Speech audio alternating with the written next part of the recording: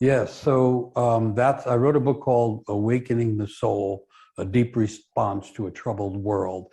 And you have to start a book somewhere. And I started with a fragment of a papyrus uh, paper, the origin of paper in ancient Egypt, papyrus being the word for paper. And so this fragment is known. And in the fragment, it's like an ancient poet in a way, uh, writing down on one of the original, documents ever found, utter discontent with his society and the world, that people have turned against each other and people are full of hate and violence for no apparent reason, and they won't stop. And not only that, but no one's taking care of the environment. This is like 5,000 years ago, and or something like that. Wow. And so, but what happens is astounding, because as he's lamenting, his soul in ancient Egypt, they call it the Ba soul, B-A, Ba soul. And it means, like, it's closer to what we call conscience and the awakened sense of soul. His soul says, this is no time to give up and no time to consider taking your own life. Listen to me and stay together with me, and we'll one day go to the other world together. And then the soul says further to the lamenting man, the soul says, go back to the beginning and reconnect to your life at the beginning, something to that effect. And so the beginning then, that was imagined in myths all over the world, is not that the soul comes into the world empty. The soul comes into the world gifted. Each soul is unique. That's a simple thing that people knew. Each tree in the forest is unique. There's a whole lot of fir trees, but each one is unique. Nature only makes originals, and that includes humans. So each soul is original and unique, and each soul is gifted, although each soul is also wounded. So when the soul tells the kind of despairing man to go back to the beginning, is to go back and connected to the aim and the giftedness that's natural in the soul. And so I use that to start the book and say, we're in the same conditions. This has happened to humanity before, never to the degree that it is now, with culture collapsing and nature unraveling. This is really unusual, but not the problem of the world and the human soul. That's not unusual. So part of what I think we have to do is accept both that we are wounded and that healing our wounds affects the wounds in the world, but also accept that we are gifted, and that if we can go through the wound, in a sense, to find the gifts which are hiding behind the wound, then we know how we can help. So I wrote another book called The Genius Myth, and the idea that everyone is a genius in their own way. Not that everybody is brilliant and everybody's super talented, but everybody has gifts from the origin of their life. And some people are gifted to do what we call medical work, but some people are drawn to help people who are about to die. And those people are reinventing funerals, reinventing how people approach the door of death. And some people are gifted in such a way that they can immediately connect to the mycology, all of the mushrooms underneath the trees that are feeding nourishment to all the growing things. And they know how to help affect the whole system of nature by affecting the mycology world, the world of mushrooms. And so the trouble has gotten so big that everybody's being called upon to go back and find their original gifts and then use those to help heal the world. That's the message that I get from stories. I love that you talked about the mushroom. I'm interested in the cutting edge therapies that are out there in the world, because what's happening is these new therapies for trauma and PTSD, for example, like psychedelic therapy, what I see it doing is it's changing the authority figure from outside of ourselves and bringing it back into the authority of the deep healer within. And you mentioned you're starting something about the wounded healer. What I see in Western medicine is, for the years I've been a nurse, we have have this sad, tired culture of pretending to be perfect, this obsession with perfectionism, this Barbie nurse. And I see in deeper healing, in shamanism, and people doing their inner work, that they have to embrace and hold their own pain. That is where the authenticity is really leading. So key word is healing. The word heal means to make it whole. It often means to make it whole again. That's what we need to do with the entire earth, the whole planet, as people say. But that's what we need to do with the whole human culture also. And so then on the archetypal level, so archetype is, probably know this, but archetype means original form. So there are archetypes, like one is the mother archetype. And so the way I understand it, someone's walking down the street. Let's say it's a young man, not ever going to be a literal mother, but he's walking down the street and he hears the cry of a baby and looks around and there's a baby in the basket on the street and someone's left the baby there. And he doesn't go, oh, that's someone else's problem, or, oh, I don't know what to do, or why did this happen to me? He just goes over naturally, picks up the baby, makes sure it's okay, gets ready to protect it, and starts looking for who can help here. Well, that's called the mother archetype. The mother archetype awakened in him and moved him into action and moved him into at least knowing how to start healing the situation or helping the poor, vulnerable infant. So archetypes are like that. They have an aim and they activate stuff in us. Wow. So one of the archetypes that's been activated is the wounded healer. Not the healer going and fixing the wounds, but the healer who is wounded. So there's two parts of the archetype, the wound and the healing. And the story is you can't become a good healer until you admit, face, and to some degree embrace your own woundedness. Because then you have empathy for those who are sick and those who are wounded. You have sympathy for what they go through. And then it's really hard to explain it simply, but then what happens is you're on the healing path. You're on the healing path because you face your own wounds. And the healing path is a really wonderful, complicated path of learning, of remembering, and being inspired. But you can't be properly on the healing path without acknowledging how you are wounded, or we are each wounded. That gives the sympathy for healing. One more thing. So the archetype of wounded healer, like the archetype of the mother. So here's a young man, this little anecdote I was giving, who becomes a mother in the moment. He's a mother. He's the only mother that child has. The mother protects, nourishes, and cares for. Well, he's the one doing it. So in that moment, he's the mother. So that shows you that it's not gender-based, and it shows you it's not age-based, and you don't have to have a literal womb. You have to respond to the archetype. And then there they are. He's the one being the mother, and there's the infant. So there's two sides to the mother archetype, and there's two sides to the healing archetype. And so I'm not sure if I'm making sense. Absolutely. So rather than saying you cannot heal others until you heal yourself, that is in fact true, but you actually need the original wound in order to become a healer. It opens up the healing path. So one of the big mistakes in the modern world is not to understand these archetypes and these mythological elements and how they work. And so as a result, humans have wound up believing that they're separate from nature, and they're separate from Earth, and they're separate from cosmos. And that's only true at a certain level. It's like the young man and the baby. He's not really separated from the baby. As soon as he realizes that baby is innocent and in danger and crying, and he recognizes the pain that's in the crying, partially because he has been there himself somehow, then those two are related. They're not separated. You know, the one who says, well, that's not my child, so I'm not doing it, that's the one who is separate.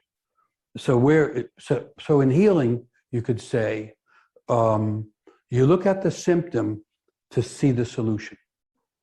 So symptom is a Greek word which means it fell on you. It fell on you. Something fell on you. It happens to all of us very early in life. Something fell on us, and that becomes our core symptom. The fact that we weren't accepted, the fact that we were rejected, the fact that we weren't cared for in the way that we needed to be cared for, that gives everybody abandonment issues and fears of abandonment and so on. So the symptom falls on someone, and then the trick of it is that the cure for the wound is in the wound. So one way you could say that is, often people look at a symptom looking back to say what caused it, where did it come from, why did it go into this person? But eventually you look at the symptom going forward. What is the symptom aimed at? Polarization in a culture is aimed at finding unity. Hatred of one person towards another is aimed at finding how each person is connected secretly through the soul. You take the symptom and you see what it's aimed at. And so when people say, well, what's the next world? I'm always saying we're at the end of an era. The world that we thought was the world is already gone. Some people are trying to claim they can go back to it, but for the most part, it's gone. And we're in between the loss of one world and the kind of vision and connection to the next one. And then people say, okay, I'll accept that. It's scary, but I'll accept it. But tell me what the next one is. Well, that's tricky. Stepping into the unknown, so you have to let go. You have to let go, and you have to be in the darkness of not knowing. All knowing comes at the edge of not knowing, except people make believe that's not true. So the Western world, which claims to know everything, remember the Enlightenment? That was going to shine a light on everything. Everybody was going to know everything. Well, how'd that work out? We're in the endarkenment now. And that means learning from the dark. That means descending to the depth of the soul. That means letting go and trusting that knowledge will come. And like at the beginning, I said, you can learn directly from a story. You can learn directly from a dream. You can learn directly from the dark. You can learn, so we're in that in-between stage between the end of one era and the other one that's trying to begin. But so my answer to what is that going to look like is not pretending to prophecy, but say, take the symptom and you can at least see what it's aimed at. And so all our symptoms now have to do with separateness and division, polarization in politics and throughout culture, but also COVID. COVID literally has separated people. It's made more clear the separations that exist. COVID has a much heavier kind of a weight and sickness upon people who are poor, people of color, and so on. It's showing the divisions and it's intensifying the divisions, just the way the solution is in social distancing, in order not to infect each other and so on. So you can do the same thing on a bigger scale and say that a time of polarization is not simply stuck. It's a tension of opposites intended to generate greater knowledge, greater willingness to unite, and I would say creativity. So back to myth. Mm-hmm. In the beginning, myths all around the world, lots of myths about creation, but they all start in chaos and darkness. In the beginning, there was nothing there except the endless dark sea. And then the heavens got separated from the earth and light came in and the world began. That tells you everything. Every time you're in a big tension inside oneself, inside the community, inside the culture, that tension is not there to break things. It's there to create enough tension to find a new thing, a third thing that wasn't present, that's waiting to be found. Wow. So we are in the tension of creation just as much as we're in the tension of collapse. And so I've been imagining it as we are all being called to be wounded healers. Beautiful. Each of us to say, kind of, here's my wound. I understand something about how I'm wounded. I was one of those children left in the basket on the street. I was, at least when I needed it, I was abandoned. I wasn't taken care of. That's a wound that makes me insecure, that makes me fearful, that makes me unable to stay in relationships, that makes me doubt others and even hate others. If I attend to that wound, something starts to change. And that which seems so dark begins to open as a path. And these days, I think the paths that we're being called to are the paths of healing. Interesting. I'm seeing that a lot as well. Yeah, and you used a great phrase that you said you were interested in cutting edge things happening in medicine, things happening in nature. Well, notice the cutting edge. That's what divides two things. That makes the creative tension, the cutting edge. Mm-hmm. And if you take a literal wound, I sometimes call the wound the womb, but anyway, if you take a wound in the body and you're going to heal it so it doesn't get infected, you have to first separate it further. You have to get a clear cutting edge, and then you have to make sure there's no infection, and then you can start to heal it. And when it's healed, mostly talking about the flesh, when it's healed, you have a scarred area that is stronger than the rest of the flesh. Wow.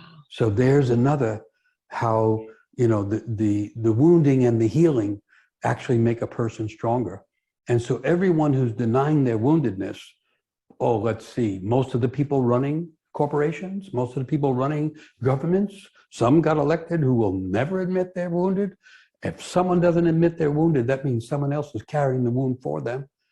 That's what you see in the mistreatment of certain kind of people. The ones in power say, we're not wounded, and then that wound falls on the people who don't have power. But anyway, if everyone would get closer to saying, as a result of all the disturbance climate-wise, the emergency of climate, as a result of all the pain, suffering, and death and loss of the pandemic, as a result of the psychic disturbance in my own psyche, in my own house, in my own community, I realize I'm wounded. Mm-hmm.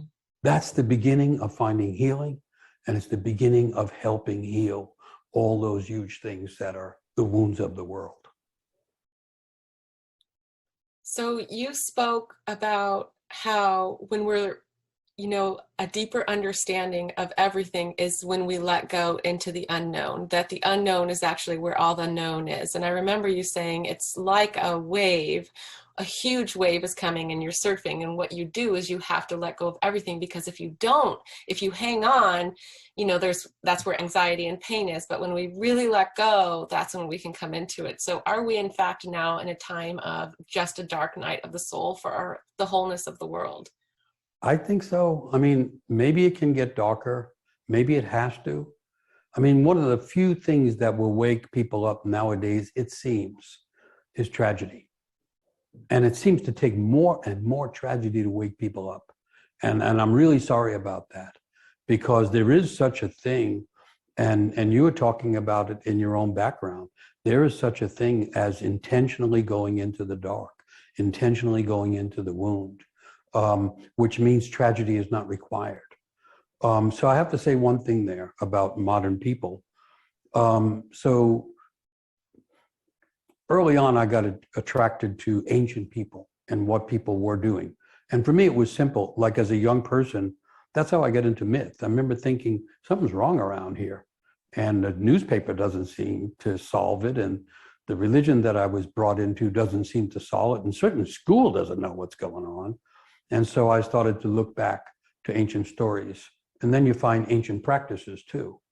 And so in those terms, people, girls and boys, young women and young men, used to get initiated. They used to go through a rite of passage.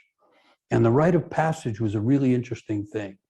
It was intended to move a person from the lap of their mother to the lap of the great mother. Move a person from the practices of their family to the awakening of their own soul and what their life might be as a unique individual as opposed to being a family member. And it was really the movement of the soul of the person from being childish and a bit asleep into an awakened state that was intended, as near as I could tell, to wake up those inner gifts. But rite of passage began with the separation. So I say, we've already got the separation. We've got more separation than we could possibly deal with. That means we're in a rite of passage. Then the next thing, in a rite of passage, there would be a wound. Not to do harm to a person, but to remind them that they're wounded. So in many rites of passage, you would get a cut on the arm or a mark on the face, on the body. So you would never forget that you are one of the wounded people seeking healing. So now people are getting wounded all over the place, psychically and physically, without getting the benefit of the wound. The benefit of the wound is the realization that I'm here to heal myself. Heal means to make whole. And when I'm a more whole version of myself, I have access to my gifts, which could be the gifts literally of healing, the nursing that's in some people naturally, instinctively, but it could be the gifts of working with water systems, and it could be the gifts of bringing people together who don't agree. And I'm saying right now, everybody's gifts are needed. That means everybody's wounds have to become more conscious. Wow. You also, if I'm remembering correctly, you went through your own rite of passage in some experience of intense solitude. Is that correct? Yeah. Long time ago, I was drafted to go to the Vietnam War. And I didn't agree with it so I wrote them a letter back. And I said, look, it's not a declared war. It's certainly not a wise war. And it's not going to work out very well. So I'm not going to come. But if you have another war, let me know. Well, I thought that was like courteous. And anyway, the next thing, they're banging on my door and saying, you're either going to jail or you're going into the military. And complicated situation, because part of a person's wound is their family. I call it family fate. My family was all in favor of war. My father had been in World War II. I had aunts that were in World War II. I had uncles that were in World War II. Everyone in my community was in favor of the war. And when I asked my mother, she said, our sons always go. And I said, that's a little bit general, Mom, but anyway. So I wasn't self-aware enough, strong enough to buck that. I knew it was wrong. I knew it wasn't right for me, but I was carrying the family. So I decided not to go to jail, went into the Army. In the Army, it turns out they give you orders. Turns out I'm not good at orders. Like I'm saying, oh, that's a bad order. I'm not going to do that.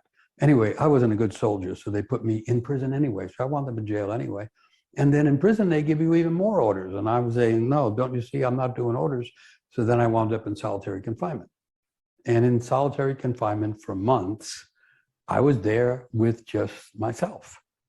And in the midst of that, all kinds of fears and terrors and dread and loneliness and anguish and all things from childhood coming back. And somewhere in the midst of it, what started to happen was I'm all by myself, literally. That's my condition, solitude. All of a sudden, I'm having visitors. No one else can see them, but I'm having visitors, and they were characters from stories. And they were showing up and giving me advice and stuff like that. And the next thing, I realized I was either losing my mind or I was finding my mind. And I decided I was going to go with finding my mind. And so it became this real visceral, in the depths of myself, connection to story and imagination. And that helped me get out of it. But also when I got out and I started to recover, I was on that path. I had to get back somehow to this situation where characters from story, or you could say mythic imagination, was saving me from dying all alone in a prison cell. And so there it is. The wound opened the pathway. And then I've been trying to figure out how to live on that path ever since.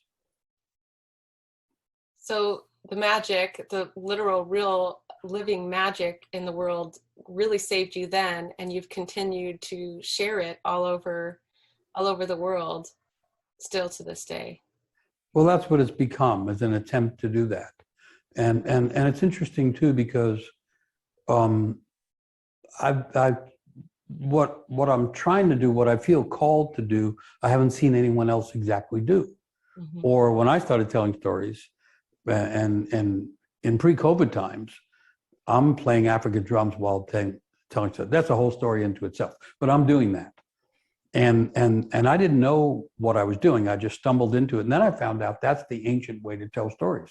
Whether you're in ancient Celtic lands, or you're in ancient Siberia, or you're in Africa or South America, you had mentioned shamans earlier. The storytellers are often playing drums the way the shamans do. Wow. Because the drum opens the imagination and the eyes of the soul. People can't resist. They're pulled into that rhythm. They're pulled out of the rhythm of, oh, I'm just a small person. Nobody gave me what I want. They're pulled into a bigger story.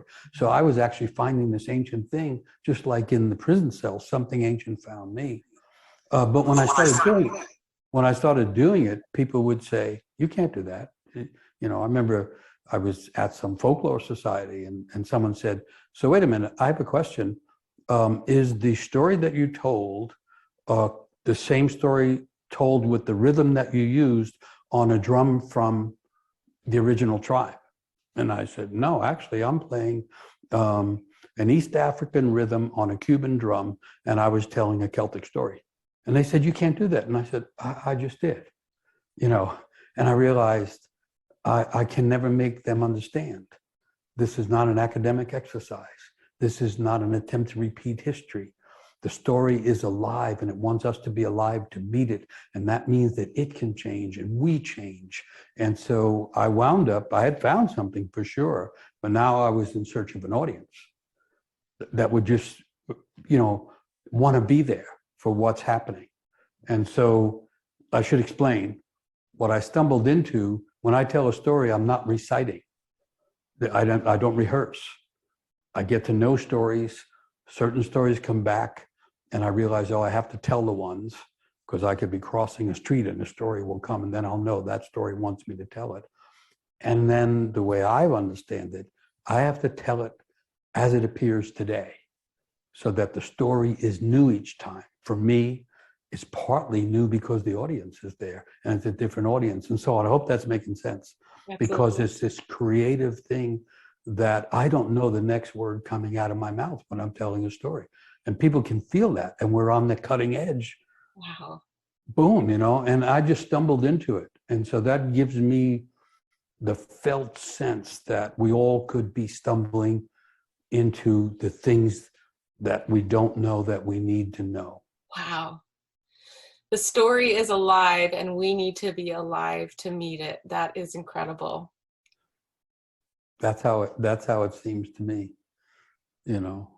Yeah, you know, that I loved, one of my favorite stories is the run towards the roar story. Yeah. I love all the details in that one. It's brilliant. Well, that's where we are, right? So that's from the plains in Africa, from the Serengeti plains, you know, where what are they called? The antelope, you know, come in a herd, bouncing along. They're so beautiful and elegant. But the lions live there too. And so the story goes that the old lions lose their teeth, but not their roar. And so what they do, they know the antelope instinctively, as soon as they hear anything like a lion, they're going to run. And so the old lions, who cannot bite, but can roar, are on one side of the plains. And then the healthy lions are on the other side. And then here comes the antelope, you know, century after century. And the lions that cannot possibly attack them or bite them roar. And all the antelope instinctively turn and run the opposite way, where all the young lions are waiting for them, and some of them get devoured. And so that's the story they tell to young people when they're about to enter the world. And so the teaching is, when you enter the world, you can be devoured. You can be devoured by many things, but don't be fooled by the roaring of the trouble, and don't try to avoid trouble. When you hear the roar, go towards it. That's the teaching of the story. So That's where we are. The world has become dangerous in all directions. People are getting devoured all the time. They're devoured by conspiracy theories. They're devoured by conflicts. They're devoured by fear. It's all over the place. And the thing is, I would say, the medicine is get into the right trouble. Head towards the roar. Get to, because the right, so no one can avoid trouble now. You know, that's how it looks to me. Where are you going to turn? All of nature's in trouble. All of culture's in trouble. So we're in the middle of the Serengeti. And the idea is go towards the roar. And so that connects to an Irish myth. Secretly, the myths connect like the mushrooms do. They're not the same, but they connect. And in the Irish myth, they say when it all falls apart and there is no center, that's how we live now. Where's the center of politics? It's gone. That leaves polarization. Where's the center of understanding disease? It's kind of gone, you know? And so we're lacking the center, which is also the symbol of wholeness. And so in the Irish myth, it says this happens, the world falls apart. When that happens, go to the area that looks darkest and most dangerous to you, because there you will find a thread. And if you can get to that place and find that thread, that's your thread back to wholeness, back to the center of yourself, back to the genius that you came into the world with. I sometimes call it the genius thread. And all you have to do is pull that thread. That's our job. Our job isn't to fix the world. That's too heroic. Our job is to find our thread and live it with meaning. And so then the idea is if enough people find their threads and pull them back to the middle, the world gets rewoven from the threads of individual souls that were just brave enough and foolish enough to live a meaningful life. Beautiful. Brave enough and foolish enough to live a meaningful life. Yeah. Yeah. Like I said, I was in a position at 20 years of age where I was either losing my mind or I was finding my mind. It could have gone either way. Right. And I mean, and a lot of people are faced with that and they judge themselves. We judge ourselves so much. Yeah. And that comes from the wound. So the usual wound is abandonment, like the baby I was talking about. And that's not simply to blame parents and all that. Psychologically, what it means is if we're each a unique person, a unique soul, that's what all the stories say until modern times. Modern times, people say you're a blank soul and the world writes on you. No ancient culture had that. Every culture I can study said each child is gifted. That's what Christmas means. Christmas has become literally giving gifts, but Christmas was really the birth of the child that was gifted. It's not a religious thing. It was actually a human psychological thing. So then if each person is gifted and unique, then it so happens that the parents, no matter how good their intentions are, can't give the child everything it needs when it needs it. And at some point, something in the child is desperate for a certain kind of attention, what we probably call love.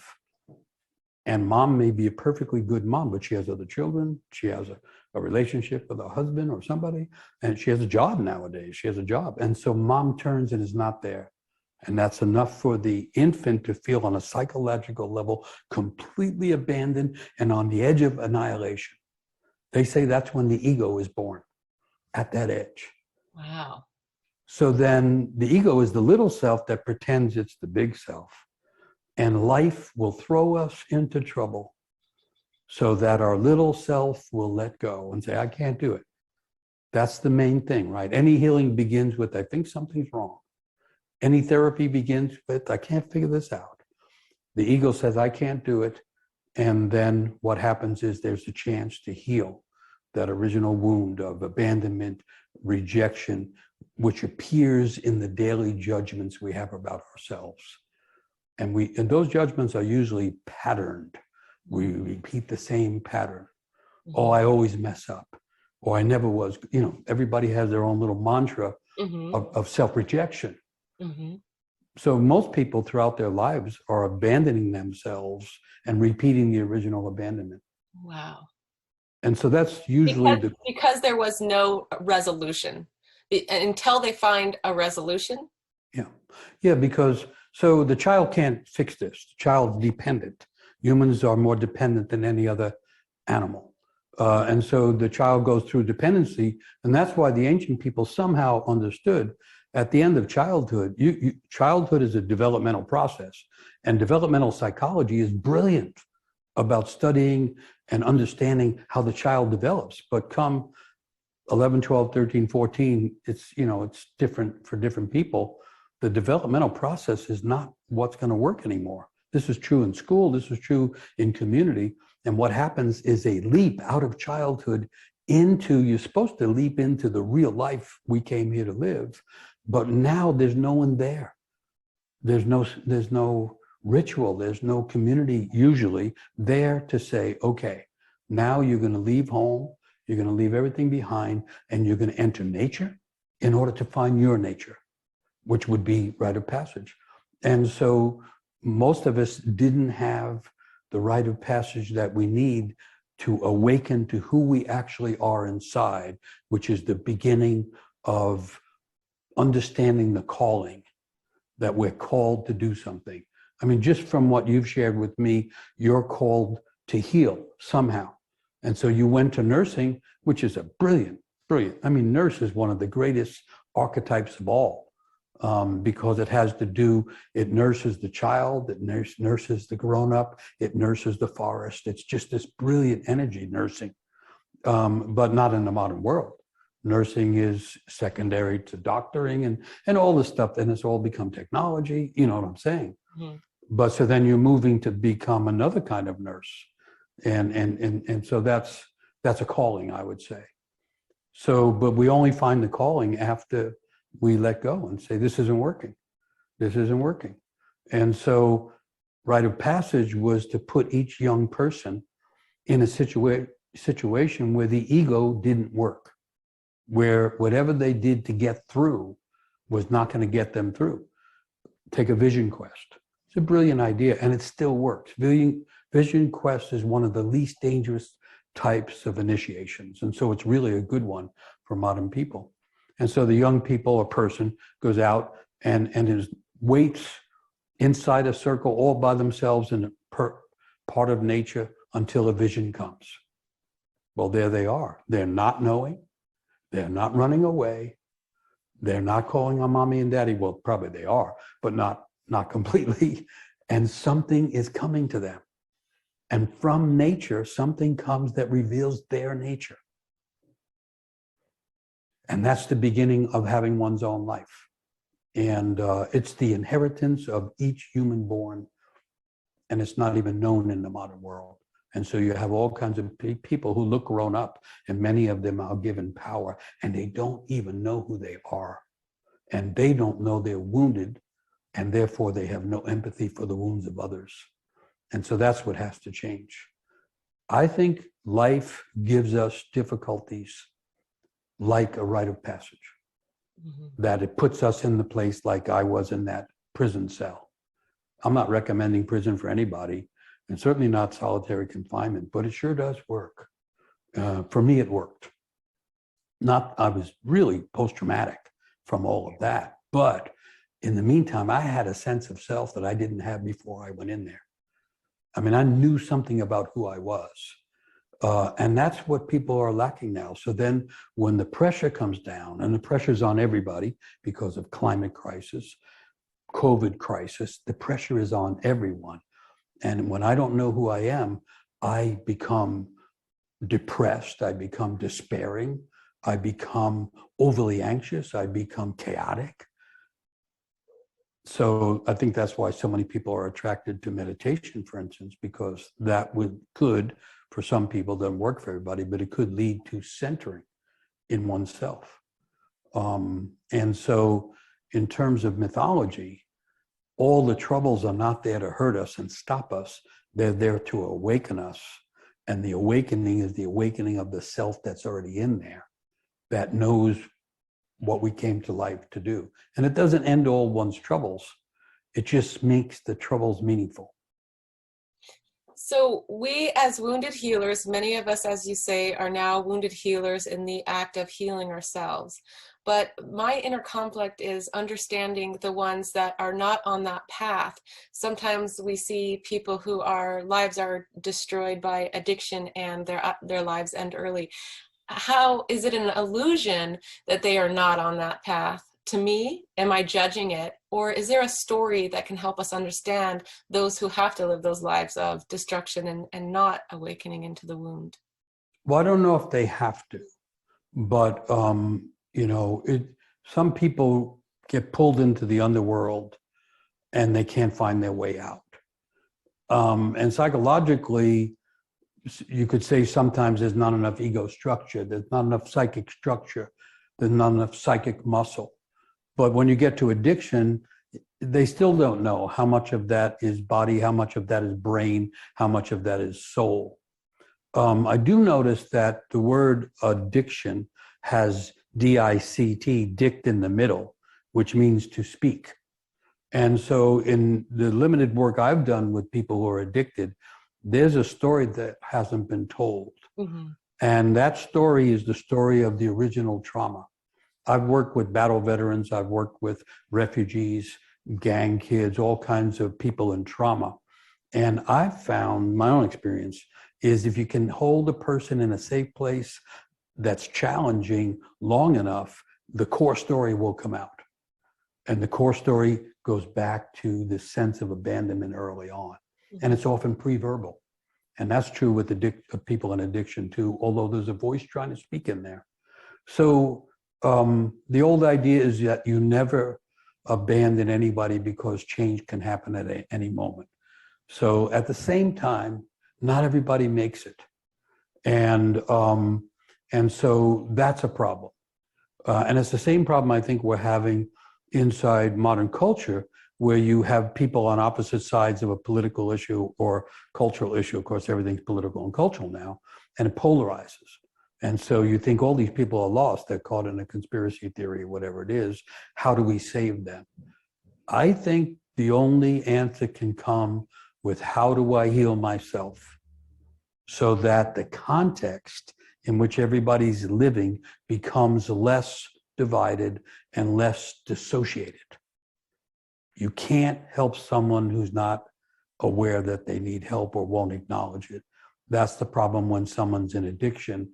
And if you and you love them, but until they hit rock bottom, that's the theory, they can't be helped. They have to say, they have to let go.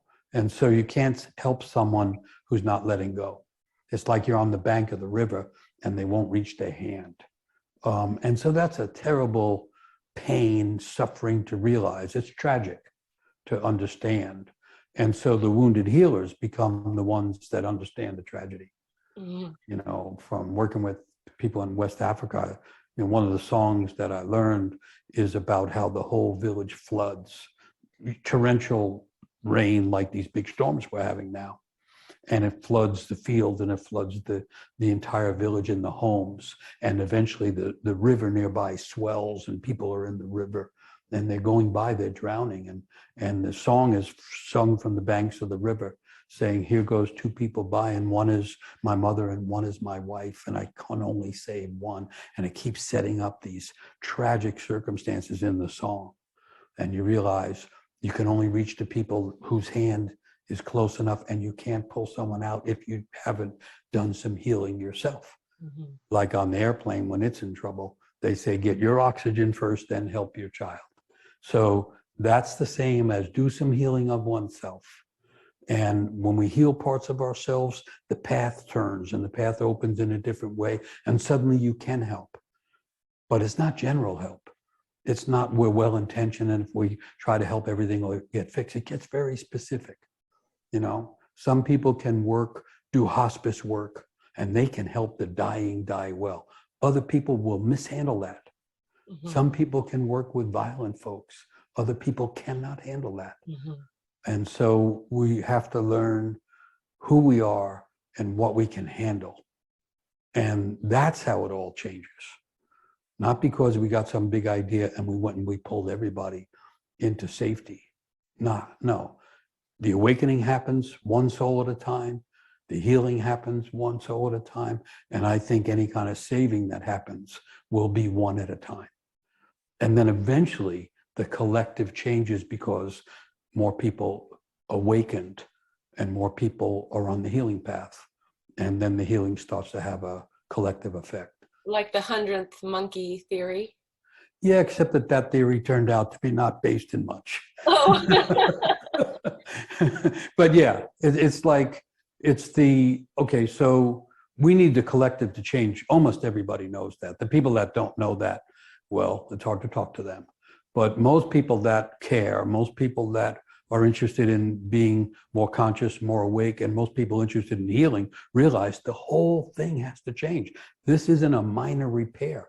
This is a change of the worldview, change of understanding that we're not all separate, that we're interrelated, and with the animals and the mushrooms as well.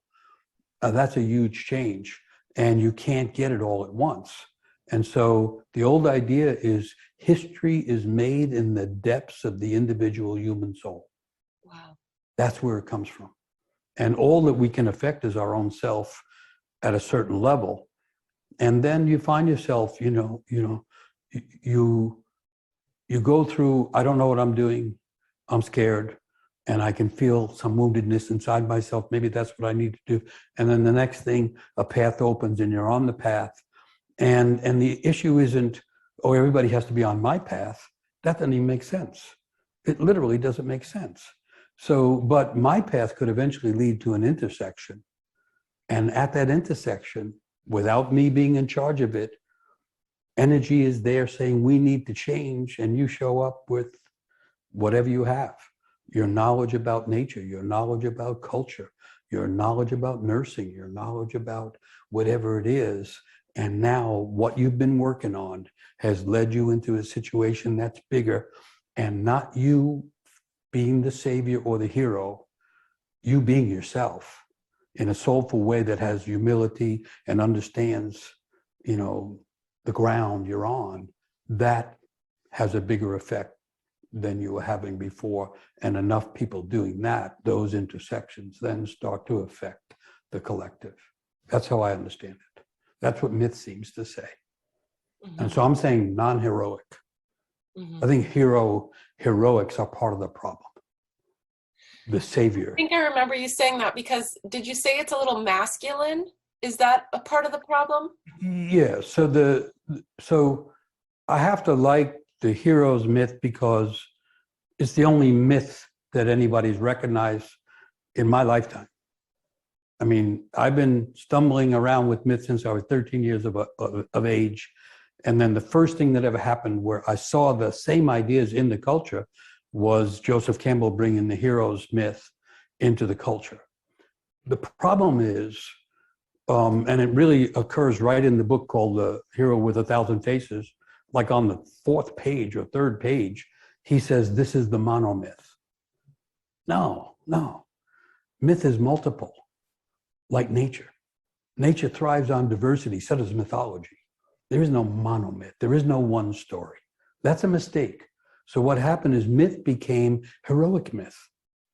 But there's myths that aren't heroic at all, like the myth of the wounded healer is not heroic. Mm-hmm. The wounded healer never heals the wound, never heals her own wound, but learns how to heal other people's wounds. That's a complicated story about the soul.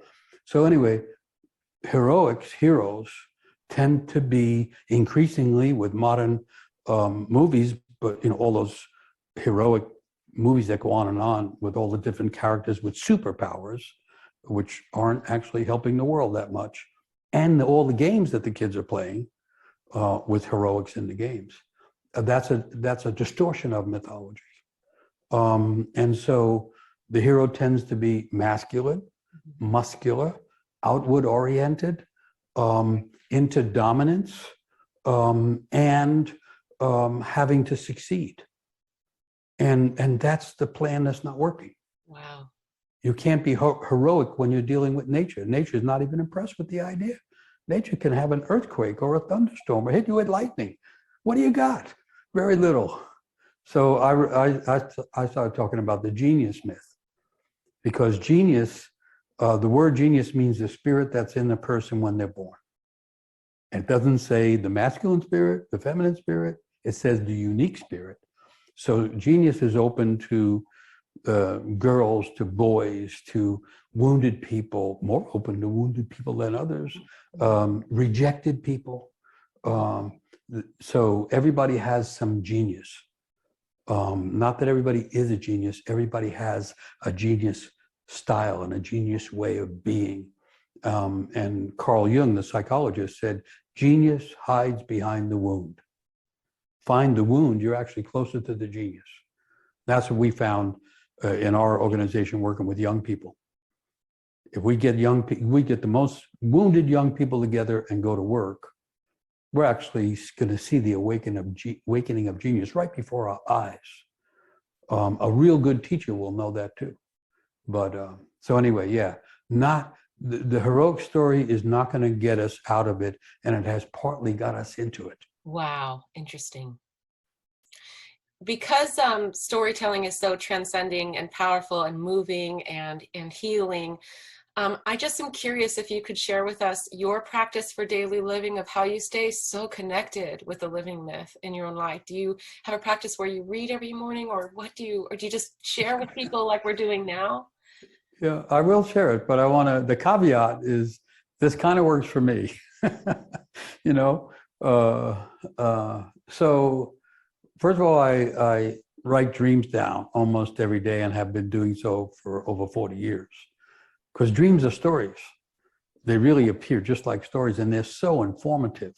And I have found myths that in different cultures showing how the dreams are coming from the center of the cosmos. Anyway, so that's interesting. So part of my waking up is actually staying connected to the dream world.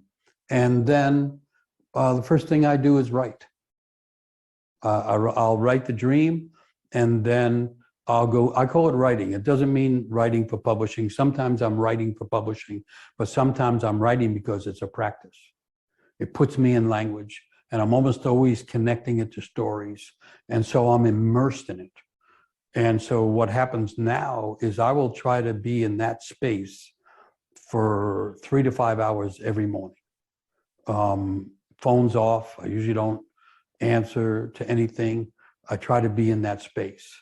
And I call it the space of the muses.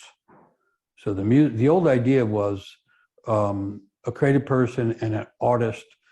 In the modern world, people will say that's how I do it, but the old idea was that's how I allow it to come through me. So the muses are trying to get imagination and music and art into the world all the time. And so what I found is a way of keeping myself more open to that. And and I'm fortunate enough I can take that time usually in the morning. And so, and then my usual other thing is telling stories, taking all the work I've been doing and then marrying it up with a story. And then, as I said, in the process, it's a creative process, moment to moment. It's not a script at all. And so it's like the natural extension of that morning practice of working with images and language and stories. And then I try to keep in touch with drumming. Zoom doesn't like drumming, and so I don't drum on Zoom. But why drumming? Because it's musical and it keeps me connected to resonance. Like in traditional stories, they'll often say, not in the beginning was the word, in the beginning was sound, sound. And the sound continues to reverberate. And each person is a unique resonance and reverberating entity connected to that original creation that made all the reverberations. And so that's a good connection to me. In other words, I feel connected to story, I feel connected to dreams, and I also feel connected to music through rhythm and sometimes other kinds of music. I also keep connected to poetry. Those are all things that nourish me and remind me of the path. And I know it's unusual to say in a way in the modern world, but all artists are on the healing path.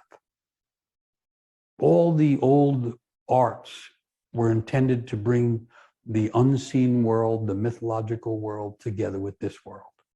And nowadays arts are, considered a career. They're considered industry, the music industry, the museum industry. It's all a misunderstanding. All of that was so that humans would stay connected to the energy of creation. And so that maybe leads me to the other practice, which is trying to create things, telling a story differently every time. Right now, not having any plan, just watching the images, listening to your questions and your thoughts, and then finding the words that go around that. Because in creating something, a person is tapping into the original creation. It is so powerful. Wow. The mother giving birth to a child, people say it's a miracle, but what kind of miracle? It's creation right there. A new being that wasn't present, is now.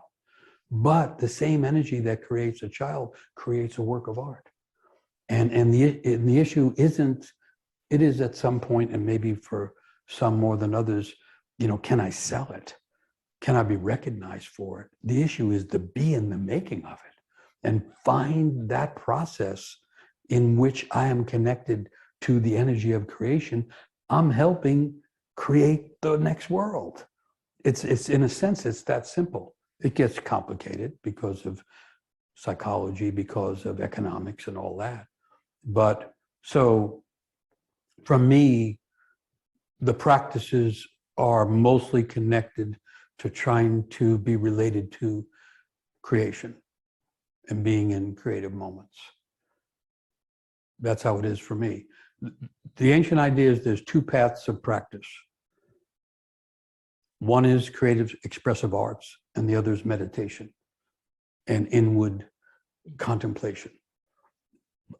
Most people go on both over time because one is the inward quieting and the other is the outward expressing.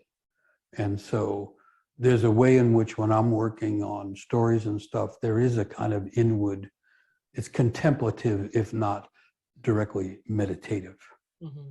So, but people, in order to be real, in order to be creative, in order to be themselves, need some kind of practices. And so like when people are getting older, I know a lot of people who are older, and many of them play music, and then some of them are still lamenting that they didn't become a rock star. But that's not really the point. The point is to be connected to the muses and let the music come through, because that music is tuning the body and the soul. And when a person plays music and it's genuine, everybody who listens is benefited by that act of creativity. It literally makes community, and it literally makes healing. Wow. Well, how can we support you and follow what your next projects are? Where would you like the listeners to find you and follow you? So I think the quickest way, and it's very modern, is the website is Mosaic Voices, one word, mosaicvoices.org. And there they can find podcasts. We have a free podcast called Living Myth. And there's essays, and you can get books, and there's all kinds of stuff, like a marketplace, mythological marketplace. And then I was mentioning, so the thing is, it's great talking with you, especially because of the subject, because I am immersed now in wounded healer as an archetype of the time. And so we're about to, in a couple weeks maybe, start this live series where it's 2 evenings where I'm presenting on this wounded healer, and then a workshop that takes it into a deep place. So that's the cutting edge for Mosaic. Mosaic is our nonprofit. That's the cutting edge for Mosaic right now. I'd love to be a part of that. That sounds awesome. Hopefully, yeah. I mean, it certainly will be interesting. I'm trying to point to the archetypal energies that are trying to come through us. And one is what people call apocalypse. The Greek word was apocalypsis,